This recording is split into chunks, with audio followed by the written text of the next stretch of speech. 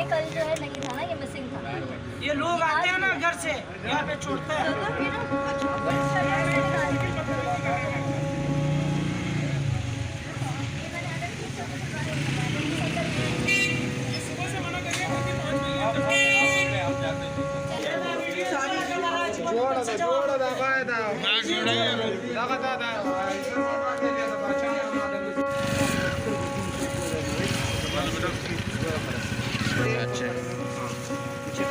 अच्छा अच्छा ठीक है, ऊपर बटेर देंगे, ठीक है।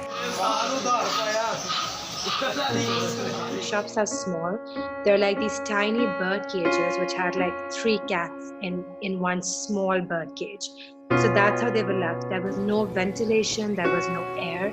There were these shuttered shops. There was no light, there was no fan, there was no water, there was no food, nothing. For 2 weeks these animals were like that. And obviously when we went there, majority of the animals were dead. About 70% of their bodies were just lying on the ground. The other 30% that were surviving were barely alive.